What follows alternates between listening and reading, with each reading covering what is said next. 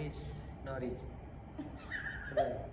Iya bener. Assalamualaikum warahmatullahi wabarakatuh. Sebelumnya perkenalkan, nama saya Haris Yawang, NIM 2023 1221080. Pada kesempatan kali ini saya akan membahas terkait keputusan besar saya yang akan saya ambil setelah lulus pada mata kuliah teori pengambilan keputusan. Jadi untuk partner diskusi saya sebagai pengkritik atau pemberi saran nantinya terhadap keputusan-keputusan apa yang saya ambil nanti ketika setelah lulus. Perkenalkan, ini partner saya yaitu Mbak Erni, satu jurusan dengan saya. Pada kesempatan kali ini, untuk pertimbangan keputusan besar saya yang akan saya ambil ketika setelah lulus itu ada 3 pertimbangan. Itu ketiga keputusan. Yang pertama,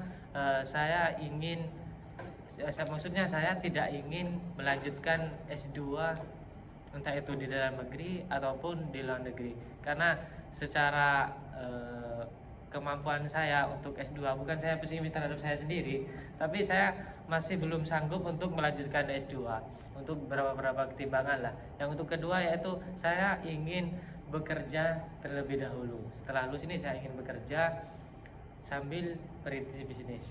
Jika itu memungkinkan, saya akan merintis bisnis sambil bekerja. Dan ketiga, saya ingin berfokus terhadap jurusan yang saya ambil untuk saat ini, yaitu di bidang marketing. Entah itu menjadi digital marketer atau sejenis lah ya. Atau karena saya di sini suka terhadap desain grafis, mungkin untuk menjadi pertimbangan juga untuk berfokus di bidang yang saya sukai, bakat yang saya sukai di situ. Jadi setelah saya mempertimbangkan begitu matang saya catat pada UTS di bulan lalu, ternyata saya memilih 3 dari pilihan tersebut. Saya memilih satu, yaitu saya ingin bekerja terlebih dahulu sambil merintis bisnis. Kenapa saya harus memilih bekerja terlebih dahulu sambil merintis bisnis? Karena secara perekonomian saya masih tergolong orang yang masih menggantungkan hidup saya terhadap orang tua saya. Apalagi orang tua saya sudah menua, bahkan saya menjadi anak kedua dari 3 bersaudara. Jadi harapan keluarga saya untuk saat ini itu terhadap saya, karena saya sebagai laki-laki dan adik saya itu masih perempuan. Jadi harapan saya untuk kedepannya, semoga di keputusan ini saya akan merubah nasib orang tua saya dan merubah nasib saya sendiri untuk keluarga saya nantinya. Dari keputusan tersebut saya tidak luput terhadap pendekatan-pendekatan itu, entah itu pendekatan terhadap need assessment, entah itu risk analysis, cost benefit analysis yang saya pelajari pada mata kuliah teori pengambilan keputusan.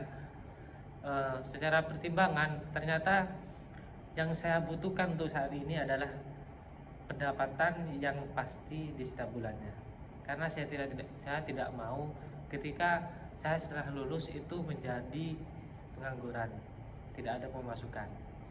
Oke, sebelumnya saya ucapkan terima kasih sama Mas Rizky karena sudah memilih saya buat menjadi partner diskusinya Mas Rizky di ujian akhir semester mata kuliah teori pengambilan keputusan ini. Yang saya ingin tanyakan kepada Mas Rizky, sebenarnya Mas Rizky baik sekali ya niatnya, ingin merubah perekonomian keluarga karena Mas Rizky masih punya adik cewek dan orang tua yang sudah semakin menua nih Mas. Nah, yang saya ingin tanyakan ke Mas Rizky, sebenarnya penasaran aja sih, kenapa Mas Rizky nggak langsung merintis bisnis aja mulai dari sekarang? Mungkin bisa merintis bisnis yang kecil-kecilan terlebih dahulu sebelum nantinya merebet ke yang lebih besar.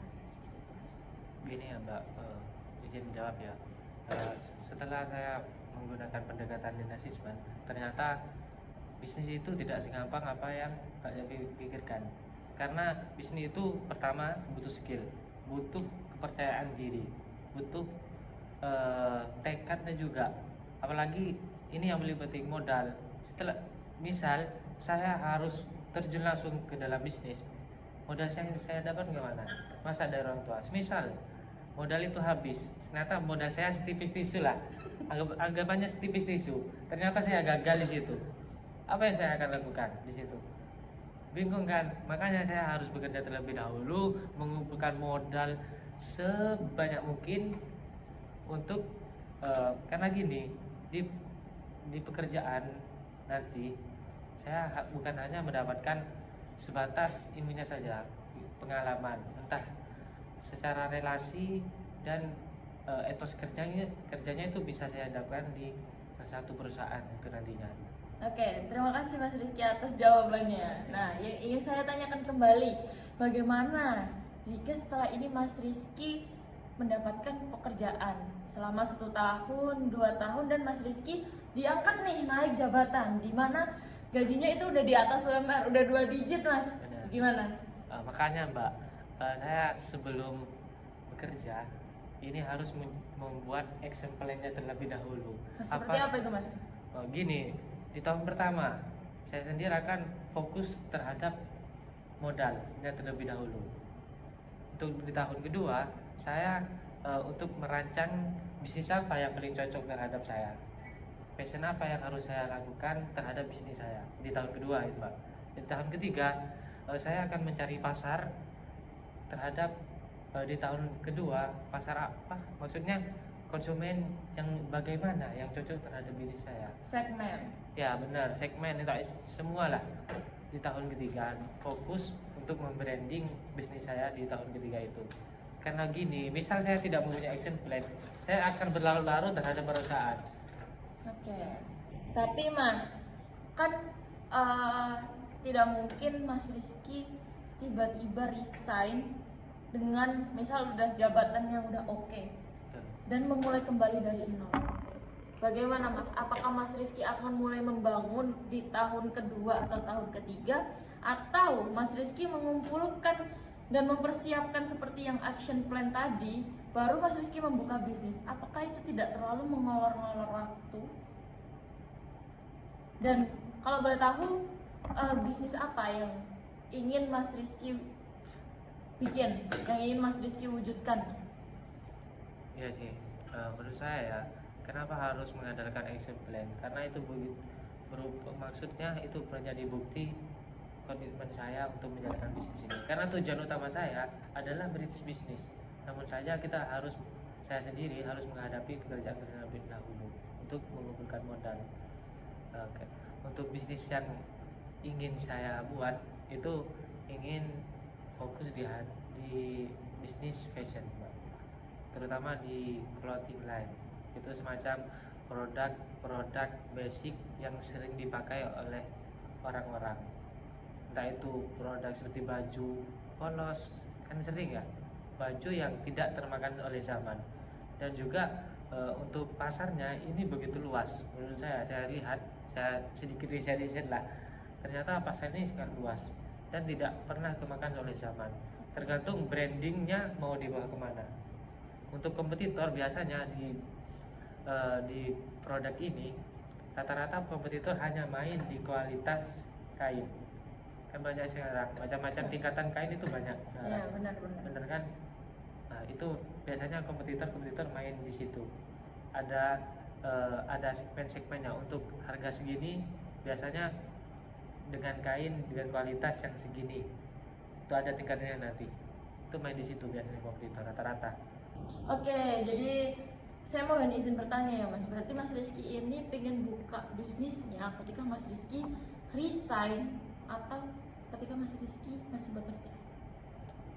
Sesuai tujuan awal, bekerja sambil merintis bisnis. Karena di action plan saya untuk tahun pertama itu setidaknya saya harus mengumpulkan modal sebanyak mungkin. Di tahun kedua saya harus mencari segmen-segmen pasar yang cocok dengan brand saya.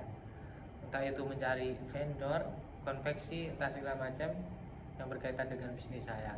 Untuk di tahun ketiga saya akan fokus terhadap branding bisnis saya. Untuk di tahun kedua itu setidaknya saya harus memulai entah itu sedikit dengan menggunakan sistem pre-ordernya terlebih dahulu, Mbak. Gitu. Kalau menurut Mas Rizky ya, nggak ada di dunia ini yang nggak ada resikonya. Betul kan? Betul. Menurut Masnya, dari keputusan Mas Rizky, resiko apa yang paling besar dan yang paling Mas Rizky takutkan? Pasti banyak, pasti memikirkan lah. Untuk tantangan terbesar, risiko terbesar di keputusan saya ini yaitu membagi waktunya.